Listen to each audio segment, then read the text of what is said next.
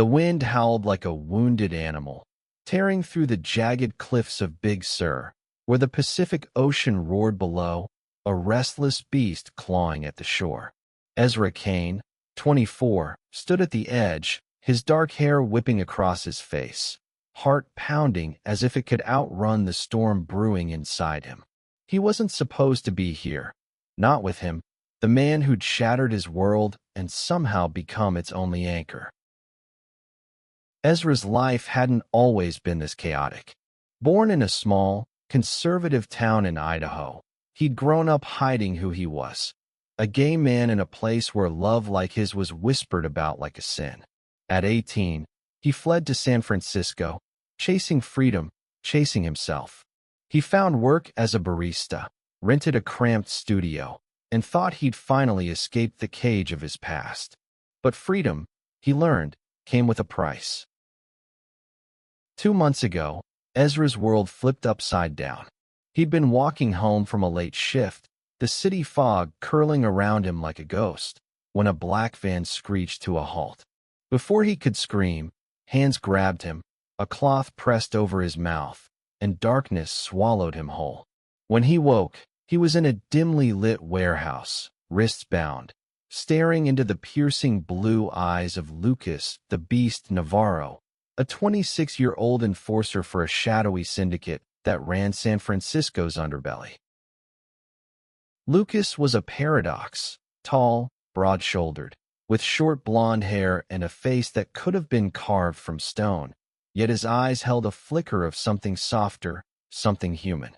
He wasn't supposed to feel anything for Ezra, his captive, a bargaining chip in a deal gone wrong between rival factions.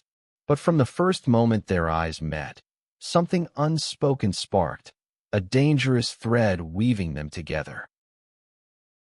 "Why me?" Ezra had demanded that first night, his voice trembling as he sat on a cold concrete floor, Lucas looming over him. "You were in the wrong place at the wrong time," Lucas said, his voice low, almost regretful.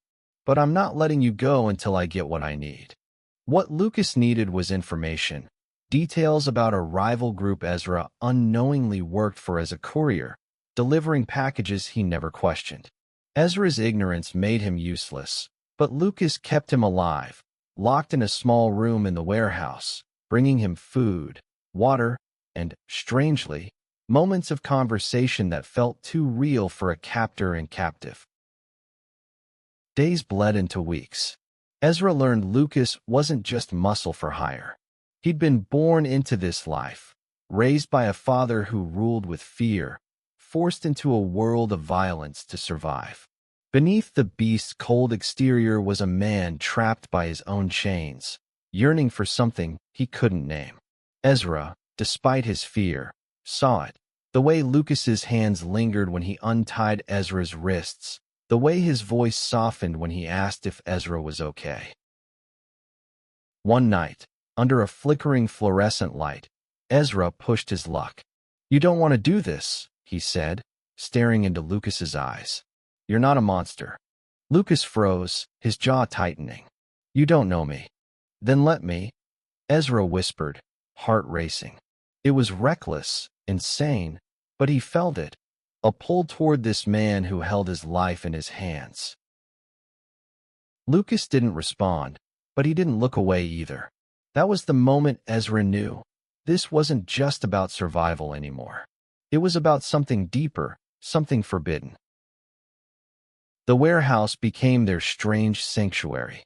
Lucas started sneaking Ezra out at night, driving him to quiet places, a diner at 3 a.m., a pier where the city lights danced on the water. They talked about everything and nothing. Ezra's dreams of opening a bookstore, Lucas's secret love for old jazz records.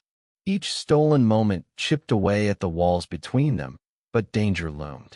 Lucas's boss, a ruthless man named Victor, grew suspicious, and Ezra overheard whispers of a deal that could end with his death. One evening, Lucas took Ezra to the cliffs of Big Sur, far from the city's chaos.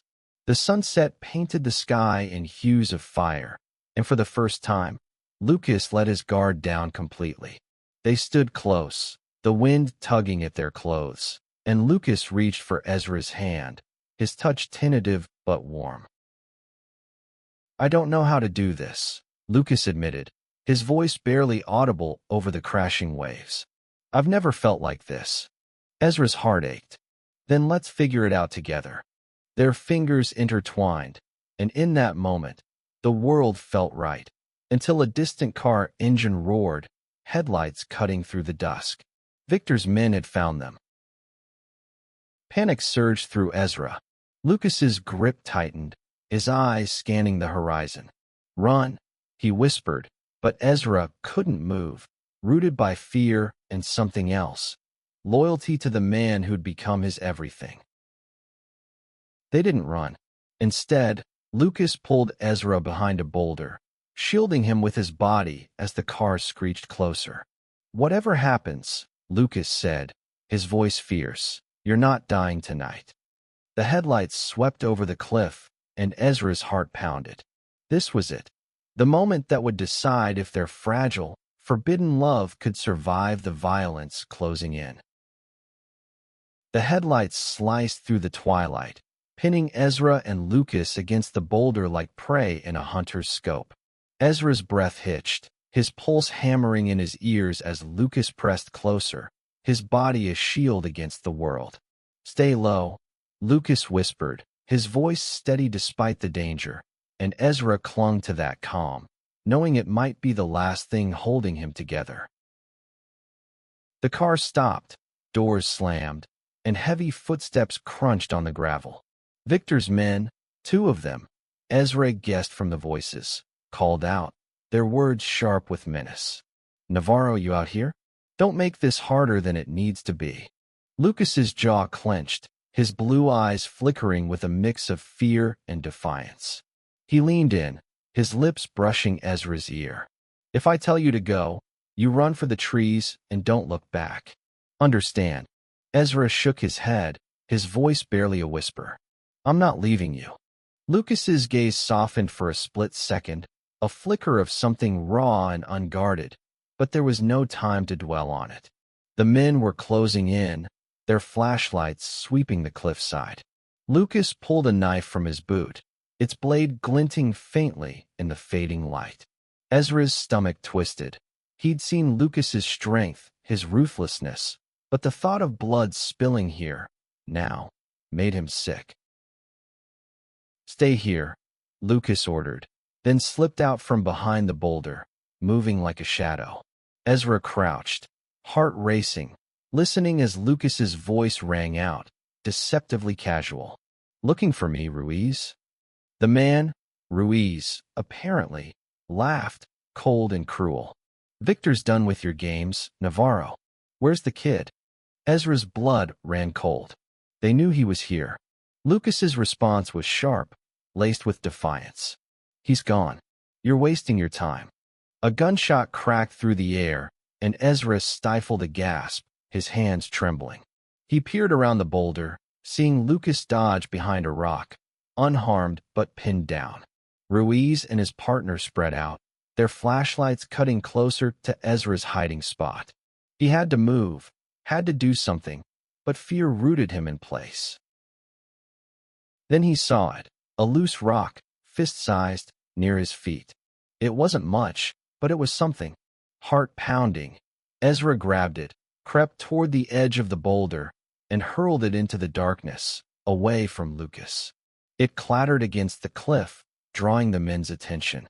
"Over there," Ruiz barked, and the flashlight swung away.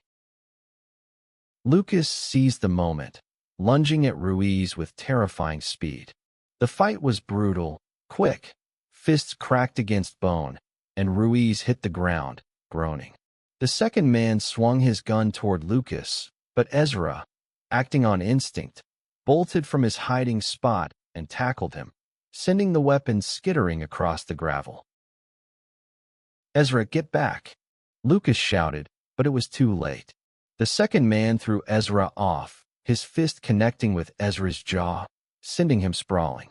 Pain exploded in his face, but Lucas was there in an instant, slamming the man into the ground with a force that left no question. He'd do anything to protect Ezra. The fight ended as quickly as it began. Ruiz and his partner lay unconscious, and Lucas pulled Ezra to his feet, his hands shaking as he checked him for injuries. "You okay?" he asked, his voice raw with worry. Ezra nodded, wincing. "You didn't have to." "I did." Lucas cut him off, his eyes burning with something fierce. "I won't let them touch you." They didn't have time to linger. Lucas grabbed Ezra's hand, and they ran, stumbling through the dark until they reached Lucas's car, hidden in a grove of trees. They sped off, the cliffs fading into the night as Ezra's heart raced, not just from fear, but from the weight of Lucas's hand still gripping his. They drove in silence, the tension thick, until Lucas pulled into a secluded motel on the outskirts of Monterey. The neon sign flickered, casting a dim glow over the parking lot. Inside their room, Lucas locked the door, his shoulders slumping as the adrenaline faded. Ezra sat on the edge of the bed, his jaw throbbing, but all he could think about was the man standing across from him, the man who'd risked everything. "Why are you doing this?" Ezra asked, his voice soft but urgent. "You could have let them take me." Lucas didn't answer right away. He crossed the room, kneeling in front of Ezra, his hands resting lightly on Ezra's knees. "Because you're the only thing that makes sense in this messed-up world," he said finally, his voice breaking. "I've been a prisoner my whole life, trapped by my father, by Victor, by this life. But you make me feel free." Ezra's breath caught. He reached out, cupping Lucas's face, feeling the roughness of his stubble, the warmth of his skin. "Then let's be free together," he whispered. Lucas leaned in, and their lips met, a kiss born of desperation, fear, and something deeper, something that felt like salvation. It was soft at first, then urgent, as if they could pour every unspoken word into that single moment. When they pulled apart, Ezra's heart felt full and broken all at once. But the danger wasn't over. Lucas's phone buzzed, a text from an unknown number. "You can't run forever, Navarro. Bring the kid, or you're both dead." Ezra saw the message, his stomach dropping. "What do we do now?" he asked, his voice trembling. Lucas's jaw tightened, but his hand found Ezra's, squeezing it tightly. "We fight," he said. "Together." The motel room felt like a cage, its peeling wallpaper and dim light closing in as Ezra stared at the threatening text on Lucas's phone. His heart pounded, not just from fear but from the weight of Lucas's hand in his, a promise that they'd face this together. Outside, the world was a storm waiting to swallow them, but in this fleeting moment, they were each other's calm.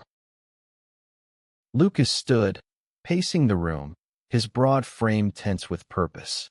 "We can't stay here long," he said, his voice low. "Victor's got eyes everywhere. We need a plan." Ezra nodded, though his mind was a whirlwind. He'd never imagined his life would come to this. On the run with a man he barely knew, yet felt like he'd known forever. "Where can we go?" he asked.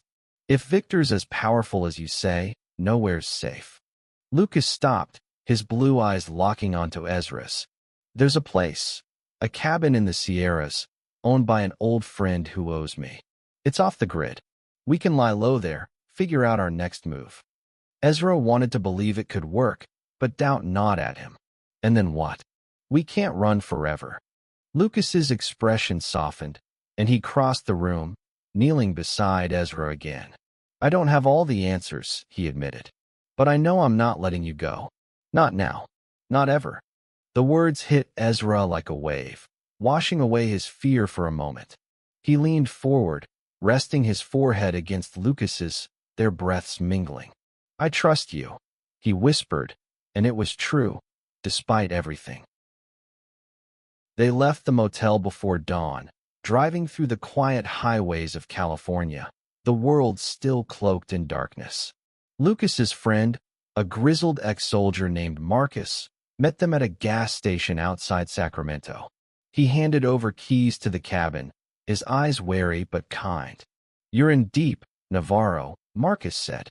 "Don't drag me into this." "I won't," Lucas promised, but Ezra saw the weight in his eyes. Lucas was burning bridges for him, and the cost was mounting. The cabin was tucked deep in the Sierra Nevada mountains, surrounded by towering pines and a silence so profound it felt sacred. Inside, it was sparse but warm, with a fireplace and a single bed they'd have to share. Ezra didn't mind. The thought of being close to Lucas, even in danger, felt like a gift. For a few days, they found peace. They cooked simple meals, played cards, and talked late into the night. Lucas opened up about his past, how his father had beaten him into submission, how he'd joined Victor's syndicate to survive. Ezra shared his own scars, growing up hiding who he was, the loneliness of never belonging. Each story brought them closer, their bond growing stronger with every shared truth. One night, as snow dusted the cabin's windows, Lucas pulled Ezra into his arms by the fire. "I never thought I'd have this," Lucas murmured, his voice thick with emotion. "Someone like you." Ezra's heart swelled, but before he could respond, a sharp crack echoed outside, a branch snapping underfoot. Lucas was on his feet in an instant, grabbing a gun from his bag. "Stay here," he ordered, but Ezra followed, fear and determination warring inside him. Through the window, they saw shadows moving, 3 figures, armed, creeping toward the cabin. Victor's men had found them. Lucas's face hardened, the beast resurfacing. "Get to the back door," he whispered. "If I don't make it, you run." "No," Ezra said fiercely, grabbing Lucas's arm. "We're in this together, remember?" Lucas's eyes softened, but there was no time to argue. The door burst open, and chaos erupted. Lucas fired, taking down one man, but the other 2 charged in, guns blazing. Ezra dove behind the couch, his heart racing as bullets tore through the cabin. Lucas fought like a man possessed, but he was outnumbered. Ezra couldn't just hide. He grabbed a poker from the fireplace and swung it at one of the attackers, catching him in the shoulder. The man staggered, giving Lucas an opening to tackle the other. The fight was brutal, blood staining the wooden floor, but they won, barely. Panting, Lucas pulled Ezra into a fierce embrace. "You're insane," he said, half laughing, half sobbing. "Don't ever do that again." "I'd do it 1,000 times for you," Ezra replied, his voice shaking but sure. They couldn't stay. The cabin was compromised, and Victor wouldn't stop. As they packed what little they had, Lucas's phone buzzed again, a voicemail this time. Victor's voice was cold, venomous. "You think you can betray me, Navarro? I know where you are, and I know who you're protecting." Ezra's blood ran cold. They were out of time. The voicemail echoed in Ezra's mind as they fled the cabin, the Sierra Nevada's icy air biting at their skin. Victor's words were a death sentence, and the weight of them pressed down on Ezra, but Lucas's hand in his was a lifeline. They had no plan, no safe haven left, but they had each other, and that had to be enough. They drove through the night, heading south toward Los Angeles, where Lucas said he had one last contact who could help, a hacker named Riley, a 25-year-old non-binary friend from his past who'd escaped Victor's grip years ago. "If anyone can get us out of this, it's Riley," Lucas said, his voice tight with hope and desperation. Ezra clung to that hope, but fear gnawed at him. "What if Victor finds them too?" he asked, staring out at the endless highway. Lucas's grip on the steering wheel tightened. "Then we keep running. But I'm done letting him control my life, or yours." They reached Los Angeles at dawn, the city sprawling under a haze of smog and possibility. Riley's apartment was a cluttered haven of computers and coffee mugs, tucked in a rundown building in Echo Park. Riley, with short-cropped purple hair and a sharp wit, greeted them with a mix of warmth and wariness. "You're in deep shit, Navarro," they said, eyeing Ezra. "But I owe you. Let's see what I can do." Riley worked fast, digging into Victor's network, uncovering his plans. Victor wasn't just after Ezra for revenge. He wanted to make an example of Lucas, to show his syndicate what happened to traitors. Riley found a lead. Victor was meeting with his top lieutenants at a warehouse in Long Beach in 2 days. "If you want to end this," Riley said, "you hit him there. Hard." Ezra's stomach churned. "You mean kill him?" Lucas's face was grim. "It's him or us." The next 48 hours were a blur of planning and stolen moments. In Riley's cramped guest room, Ezra and Lucas clung to each other, their kisses desperate, as if each one might be their last. "If we don't make it," Ezra whispered one night, "I need you to know I love you." Lucas's eyes glistened, and he pulled Ezra close. "I love you too," he said, his voice breaking, "and I'll fight like hell to keep you safe." The night of the showdown arrived, the Long Beach warehouse looming like a fortress under the moonless sky. Riley had hacked the security system, giving Lucas and Ezra a narrow window to slip inside. Armed with guns Riley had sourced, they moved silently, hearts pounding. Ezra wasn't a fighter, but for Lucas, for their future, he'd become one. Inside, Victor waited, flanked by his men. The confrontation was explosive. Lucas fought with a ferocity that terrified Ezra, taking down 2 men before Victor drew his own gun. "You think you can walk away from me?" Victor sneered, aiming at Lucas. Ezra acted without thinking, shoving Lucas out of the way as the gun fired. The bullet grazed his arm, pain searing through him, but he stayed on his feet. Lucas roared, tackling Victor, and in the chaos, Ezra grabbed a fallen gun, aiming it at the last of Victor's men. "Drop it," he shouted, his voice steady despite the pain. Victor's men hesitated, then surrendered as sirens wailed in the distance. Riley had tipped off the police. Victor, bloodied and defeated, was dragged away in cuffs, his empire crumbling. Lucas and Ezra stumbled out into the night, bloodied but alive, clinging to each other as the adrenaline faded. They didn't return to San Francisco. With Victor gone, Lucas was free, and Ezra finally felt like he could breathe. They settled in a small coastal town in Oregon, where the ocean stretched wide and forgiving. Lucas found work as a mechanic. Ezra opened a bookstore, and together, they built a life.